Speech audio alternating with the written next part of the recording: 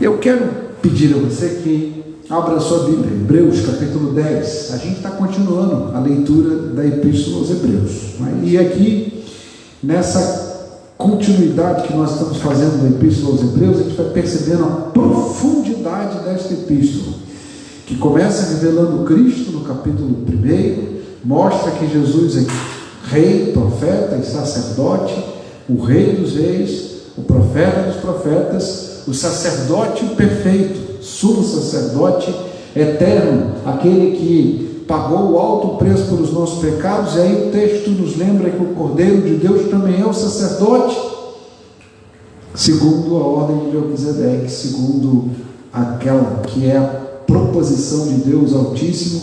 E no capítulo anterior, no capítulo 9, a gente aprendeu que Jesus morreu uma só vez, porque o homem também vai morrer uma só vez, e depois disso vem o juízo. Não há repetição do sacrifício de Cristo, e não há repetição também da vida humana. Se você tem alguma dúvida disso, a Bíblia é bem clara, né? Romanos diz isto, mas em Hebreus 9, 27 a gente tem uma declaração que é definitiva: ao homem está ordenado morrer uma só vez, depois disso vem o juízo. É assim que diz Hebreus 9, 27. Então, tem muitas vidas? Não, não tem. Porque se tivesse muitas vidas, Jesus teria que morrer várias vezes. Ele não tem que morrer várias vezes. Ele morreu uma vez só e definitivamente para sempre, segundo o propósito de Deus. Para quê? Para nos livrar dos pecados e nos trazer a salvação. Por isso, Hebreus 10 fala da nossa santificação em Cristo Jesus. Eu vou começar com uma ilustração do nosso tempo. Todos nós temos dispositivos eletrônicos.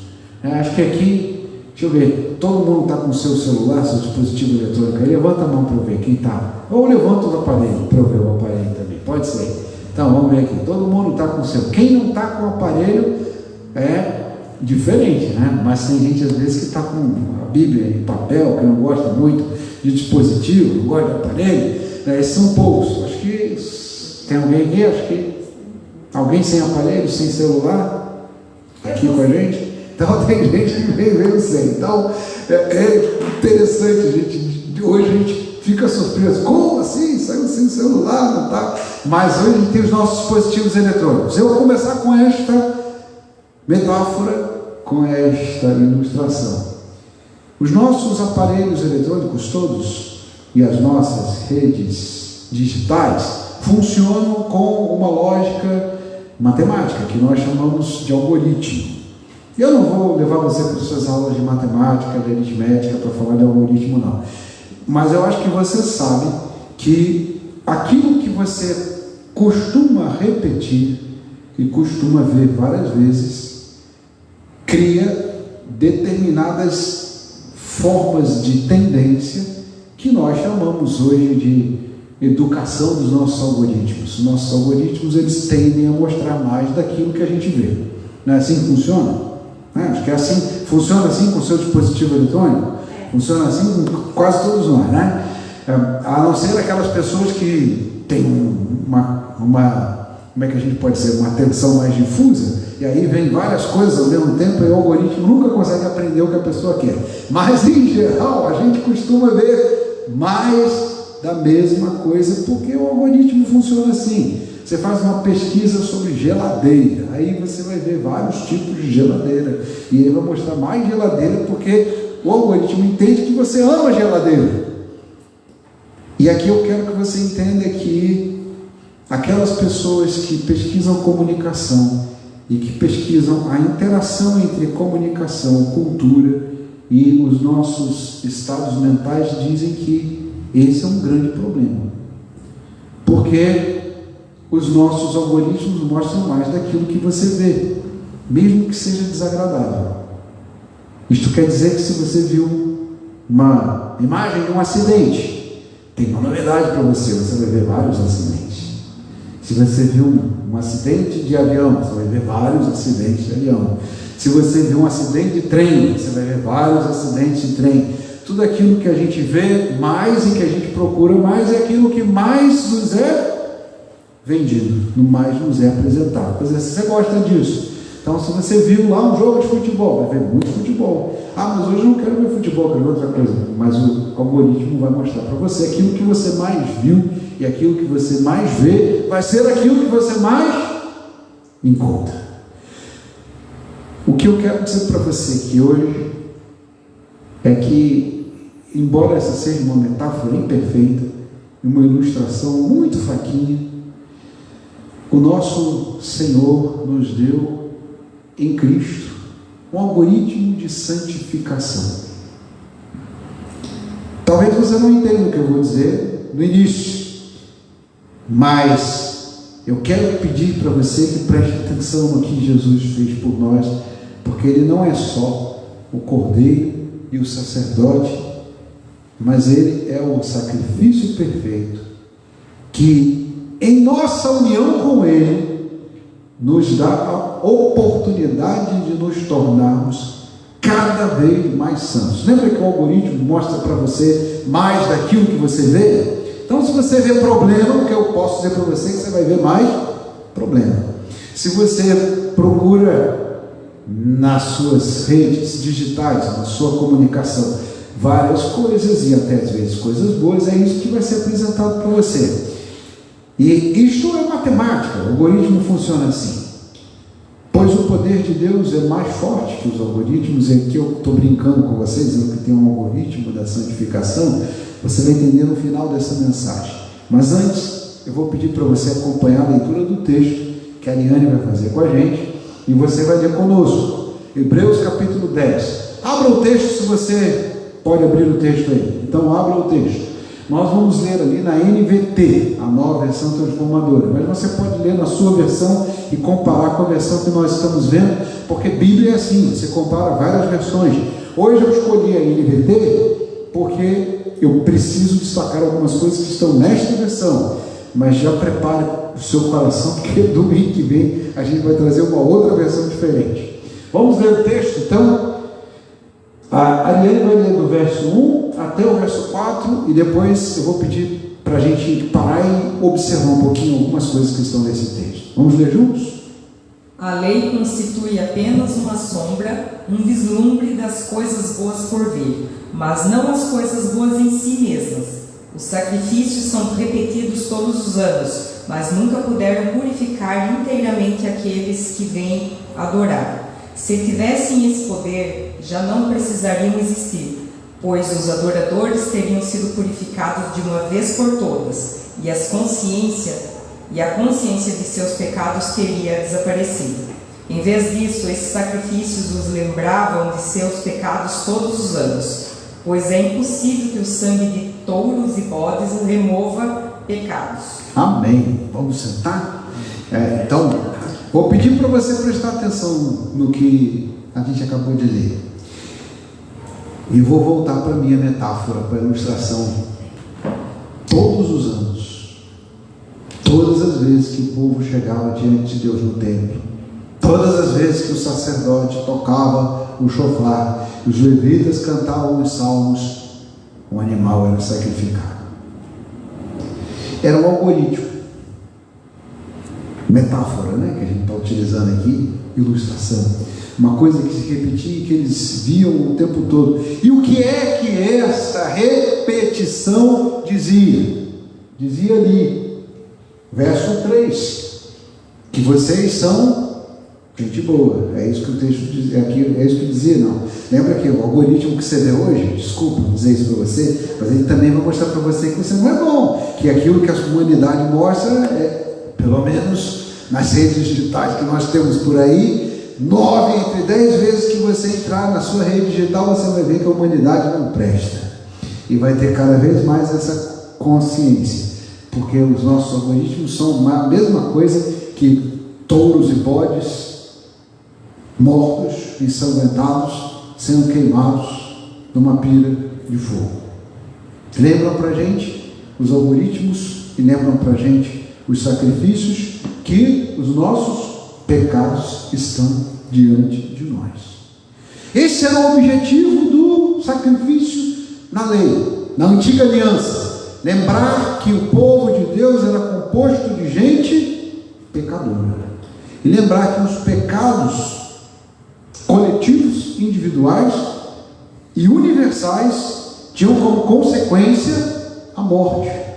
O apóstolo Paulo diz isso de uma maneira sintética. Ele diz assim: o salário do pecado é a morte, mas o dom gratuito de Deus é a vida eterna. Mas o povo não conhecia ainda a vida eterna, o dom gratuito de Deus, não conhecia ainda Cristo. Havia apenas a promessa da chegada de alguém que faria Tikkun Olam. O que quer dizer Tikkun Olam? Tikkun Olam é uma expressão hebraica que quer dizer o conserto do mundo. O mundo está quebrado, seria consertado. Esse algoritmo, ele está mostrando o tempo todo coisas ruins. Ele seria refeito, ele seria reconstruído. E não seria reconstruído só um lugar, mas o universo inteiro. Aqui eu vou lembrar para você, a gente vai aprender um pouquinho de hebraico. Adonai Olam quer dizer Senhor do universo. O Olam aí significa universo. Adonai, Senhor, Olam, universo. O universo é tudo que nós vemos e não vemos. E Deus é maior que o universo. Ele é Adonai Olam. Tikkun Olam é o conserto do universo, a reconstrução do universo.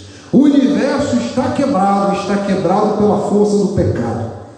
E a lei mostra a força do pecado, dizendo o seguinte: todas as vezes que nós nos apresentarmos diante de Deus, nós estamos diante de Deus totalmente sujos de sangue. A imagem é ruim, eu sei que é ruim, mas eu preciso dizer para você: o sacerdote pegava, matava o bichinho lá e pegava o sangue e aspergia sobre o povo, e o povo tinha que estar todo de branco. Aí você imagina o pessoal com roupa branca caindo e respingando aquele sangue sobre eles. O que quer dizer isto? Quer dizer que o sangue daquele animal estava sobre o povo, que o pecado estava sobre eles. Essa imagem era repetida todos os anos, todas as vezes que eles iam. Qual é a mensagem da mensagem? O que está sendo repetido? É o algoritmo da pecaminosidade. É a lembrança de que eles são pecadores, que os nossos pecados estão diante de nós, diante de Deus. E o sacerdote não podia se apresentar também diante de Deus sem lembrar que ele era pecador, e ele fazia também um sacrifício por si mesmo. Só que o texto de Hebreus lembra uma coisa: o sangue de touros e bodes, o sangue dos animais, não tinha o poder de remover os pecados. Ele era apenas uma lembrança. Está lá em cima, uma sombra, um vislumbre. A imagem que a gente viu em Hebreus 9 é que a lei era uma representação, uma maquete, uma ideia, uma sombra daquilo que viria depois. A sombra não é o objeto em si. A luz bate no objeto e tem a sombra. A luz, que é o Senhor, estava sobre o pecado, e a sombra do pecado estava sobre o holocausto e sobre os animais. Por isso os sacrifícios estavam lá. Eu falei domingo passado, vou falar de novo hoje, porque tem muita gente que continua repetindo e continua pedindo para a igreja fazer sacrifício. E eu preciso dizer de uma maneira bem explícita, e vou repetir várias vezes esse ano, vou repetir até Jesus voltar: ninguém precisa fazer mais sacrifício nenhum. Sacrifício pessoal, sacrifício financeiro, sacrifício espiritual. Tem um povo pregando essas coisas por aí. Precisa? Não. Não precisa. Por que não? Agora eu vou ler o restante do texto. Eu vou pedir para você me acompanhar. Por que não? Primeiro, porque Deus não quis isso. Ele nunca pediu isso para a gente. A lei mandava fazer para mostrar o pecado. Mas se alguém não pudesse apresentar sacrifício, vamos imaginar que fosse uma pessoa muito pobre, um escravo que não tinha bens. Se alguém fosse muito pobre, podia sacrificar uma rolinha em vez de levar um pombo, em vez de levar um boi, um touro. Ou quem tinha muito dinheiro levava um boi, matava um boi porque tinha um rebanho. Mas quem não tinha rebanho, quem não tinha nada, fazia o quê? Levava um pombinho, um rolinho, ou então nada. E aqui é bom a gente ouvir a Bíblia e entender entender que a Bíblia hebraica está dizendo isso. Não sou eu, não é o Novo Testamento. O autor de Hebreus está citando o Antigo Testamento, está citando o salmo que você acabou de ler hoje, no início do culto, Salmo 40. Deus requer sacrifício para que alguém chegue diante dele? Não. De acordo com a Bíblia, o sacrifício agradável a Deus é um espírito quebrantado, um coração quebrantado. Eu li uma frase bonita de um rabino, eu não vou dizer o nome dele, que tem um monte de consoantes, eu não vou conseguir dizer o nome dele corretamente. Então eu vou só dizer para você que era um rabino lá da Polônia, lá do leste europeu, e ele disse uma frase muito bonita. É um daqueles rabinos que faz parte de uma das tradições do judaísmo menos conhecidas. E ele diz o seguinte: não existe um coração mais inteiro do que um coração quebrantado. A gente acha que quanto mais inteiro a gente está, menos quebrado a gente está, né? Está mais forte. É o contrário. É o contrário. Quanto mais quebrantado a gente está, mais inteiro a gente está diante de Deus. Tanto que a Bíblia diz que Deus habita além dos céus, além do universo. Ele não cabe em lugar nenhum no universo, mas Deus habita no coração quebrantado, contrito diante dele. Então aqui o texto é bem claro. Quando Cristo veio ao mundo, ele disse, e Cristo está citando o Salmo 40, não quiseste sacrifícios nem ofertas. Lembra de Jesus dizendo que ofertas e sacrifícios não são importantes? Importante é o quê? Misericórdia eu quero e não sacrifícios. Jesus está citando a Escritura e está citando a Bíblia. E aqui o autor de Hebreus está citando a Septuaginta, que é a Bíblia grega. É importante você saber isso, porque aí você vai entender por que você leu o Salmo 40 e por que eu li na NVT, para você entender que a gente está lendo uma versão diferente. E nesta versão está dizendo: não quiseste sacrifícios nem ofertas, contudo me deste um corpo para oferecer. Não te agradaste dos holocaustos, nem de ofertas pelo pecado. Quer ler comigo o verso 7? Vamos ler juntos. Então eu disse: aqui estou para fazer a tua vontade, ó Deus, como está escrito a respeito do livro. Você leu esse texto hoje, no Salmo 40. Aqui estou, Senhor. O sacrifício perfeito para Deus qual é? É um pombo? É uma rolinha? É um boi? É um touro? Um rebanho inteiro? Não, não é. Porque Deus quer um coração consagrado, contrito. Aqui estou eu, Senhor, para que o Senhor receba a minha vida, para que seja feita em mim a tua vontade. Todos os hinos, todas as leituras de hoje dizem a mesma coisa. Aqui estamos, Senhor, para que o Senhor receba a minha vida, para que o Senhor me receba diante de Deus. Mas você é um sacrifício? Não. Eu vou voltar mais, porque o primeiro Cristo disse: não quiseste sacrifício, nem oferta, nem holocaustos, nem outras ofertas, nem te agradaste delas. Aí o autor de Hebreus faz um comentário: embora elas fossem exigidas pela lei, a lei exigia. Mas por que a lei exigia? Porque chegou o Senhor Jesus e mudou tudo isto, e ele acrescentou, Jesus acrescentou: aqui estou para fazer a tua vontade. Ele cancela a primeira aliança a fim de estabelecer a segunda, pois a vontade de Deus era que nós fôssemos santificados, para que nós fôssemos santos pela oferta do corpo de Jesus de uma vez por todas. E eu vou pedir para você ouvir não só agora Jesus, mas também o Espírito Santo, que o autor de Hebreus diz que o Pai, o Filho e o Espírito Santo estão dizendo a mesma coisa e testemunham essa verdade, pois dizem aqui. O autor de Hebreus para de citar o Salmo 40, ele vai citar um profeta. O profeta que ele cita é Jeremias.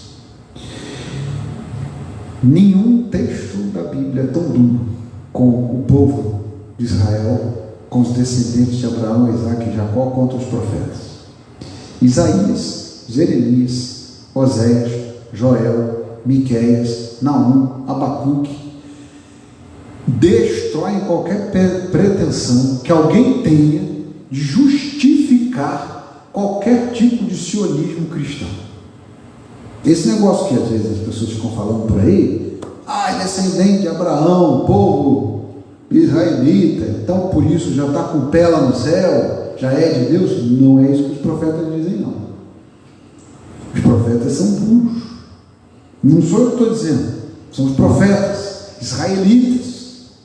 Dentro da Bíblia hebraica, Isaías diz que Israel e Judá se tornaram como Sodoma e Gomorra. Jeremias é aquele que pega o vaso, lembra do vaso do oleiro? Jeremias.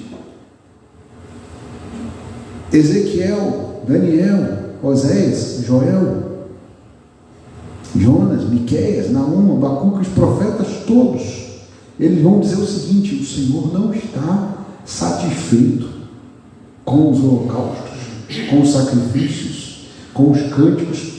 Os profetas chegam a dizer que os cânticos que eles cantam dizendo o nome de Deus irritam os ouvidos do Senhor.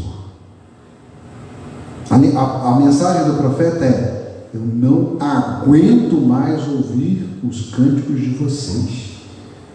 E é o profeta que diz: misericórdia quero, e não sacrifício, e não holocausto.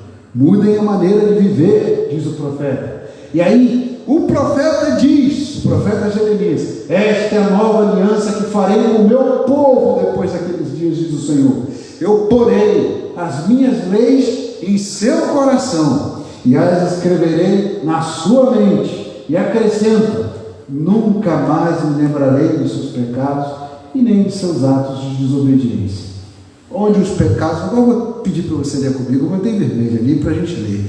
É porque não tem jeito, o texto é muito claro, a Bíblia é muito clara. Vamos ler juntos? Onde os pecados foram perdoados, já não há mais necessidade de sacrifício. Só os homens comigo. Onde os pecados foram perdoados, já não há necessidade de oferecer mais sacrifício. Agora, suas mulheres. Onde os pecados foram perdoados, já não há necessidade de oferecer mais sacrifícios. Toda a igreja? Onde os pecados foram perdoados, já não há necessidade de oferecer mais sacrifícios. Então, que negócio é esse do povo falar de novo de sacrifício? Tem um povo querendo recosturar o véu que Jesus rasgou. Tem gente querendo desfazer a obra de Jesus. Porque se ele ofereceu o sacrifício e perdoou os pecados, o que eu posso fazer para Deus que seja melhor e maior do que o sangue de Jesus? Não tem. Não posso fazer nada mais a não ser estar em Cristo, por Cristo, e em comunhão com Ele, fazer a vontade dEle. É por isto que eu preciso dizer para você que nós chamamos as obras de Cristo na terra de Evangelho. É uma palavra que Isaías cita pela primeira vez. E Evangelho quer dizer boas novas. E qual é a boa nova? Qual é a boa notícia? Não precisamos mais de sacrifício. Posso ficar em paz lá com o meu boi, com o meu touro, com a minha ovelha. Posso ter uma pombinha em casa. Não vou matar mais o bichinho por causa do sacrifício, por causa dos pecados. Por quê? Porque Jesus já fez isso. E fez uma vez por todas, para sempre, de maneira definitiva. E Ele perdoou os nossos pecados. Então, se o seu pecado já está perdoado, você vai de novo entrar na fila do perdão? Não. Aqui eu preciso dizer para você que esse negócio também de penitência pelo pecado também não faz o menor sentido, porque Jesus já perdoou, está perdoado. Se está perdoado, você não tem que voltar para a fila assim: eu quero pagar de novo. Vai pagar o quê, meu filho? Você já está perdoado, você já foi livre do pecado. Mas eu ainda estou sentindo. Mas você já foi perdoado. A gente tem que ouvir isso várias vezes, então eu vou pedir para você repetir: você já foi perdoado, você já foi perdoada, você já tem os seus pecados cancelados pelo sacrifício definitivo da dívida que existia contra nós. E Jesus fez isso uma vez por todas, para sempre. Se Jesus já fez isso uma vez por todas e para sempre, eu quero pedir para você entender agora, que eu vou voltar para o algoritmo lá do início. Todas as vezes que nós oramos, e oramos em nome de Jesus, e nós nos voltamos para a mensagem de Jesus e falamos de Jesus, então eu quero pedir para você entender o que nós estamos percebendo. Se nós tínhamos um algoritmo do pecado, um algoritmo da iniquidade no sacrifício da lei, que era apenas uma sombra, uma promessa de uma coisa melhor que viria depois, todas as vezes que nós olhamos para a cruz e olhamos para a mesa do Senhor, nós lembramos de um novo algoritmo, não mais de iniquidade, mas de perdão e santificação. Por isso o Senhor Jesus nos ensinou a repetir que Ele ofereceu o seu corpo, e Ele diz: este é meu corpo, partido, acho que a igreja sabe, né? Por vós, partido por nós. Este é meu sangue, o sangue da nova aliança, o sangue da remissão dos pecados. É o que Jesus nos lembra e nos diz. Então a gente está repetindo uma mensagem de santificação. E eu vou dizer para você uma coisa importante. Embora o algoritmo seja apenas aqui uma alegoria, uma metáfora, uma ilustração nessa mensagem, eu preciso dizer para você que a gente precisa sim repetir algumas coisas na nossa memória, no nosso coração. E a gente precisa repetir várias vezes: nós fomos perdoados e os nossos pecados foram lavados no sangue do Cordeiro. Eu vou pedir para você então agora fechar os seus olhos. A gente vai concluir com uma oração, e eu vou deixar você à vontade diante de Deus. Primeiro, porque eu não sou o seu sacerdote. Nenhum homem na terra, nenhuma pessoa neste planeta, nenhum ser do universo é o seu sacerdote. Você tem um sumo sacerdote único e perfeito, que é Jesus Cristo. Aquele que antes do nascer do tempo, antes da gente existir, já era nosso sacerdote. É Ele que tem que ouvir o seu coração. Segundo, porque eu também não vou orar por você, além de não ser seu sacerdote. O que Deus quer de nós é que você se apresente pessoalmente. Aqui eu preciso dizer para você que ninguém vai para o céu agarrado no pé de ninguém. Você tem que se apresentar diante de Deus pessoalmente, individualmente. O que é que o Senhor quer? Ele não quer sacrifício, nem quer que você faça qualquer outra coisa por ninguém. Ele quer que você se apresente pessoalmente, que você diga: eis aqui estou, no teu livro está escrito a meu respeito, e Jesus Cristo morreu pelos meus pecados, pelos meus, pessoalmente, não é pelo do outro, é o seu mesmo. Por isso é que Paulo diz: examine-se cada um a si mesmo, e assim coma do pão e beba do cálice. Porque nós somos examinados pelo Espírito quando estamos diante de Deus. Portanto, feche seus olhos, fique à vontade diante de Deus, apresente a sua vida diante do Senhor, e nós vamos nos colocar diante dele, porque Ele levou os nossos pecados sobre si, e o castigo que nos traz perdão e a salvação, a liquidação de todos os pecados estavam sobre Ele, e nós sabemos disso quando experimentamos isso individualmente no nosso coração. Vamos orar.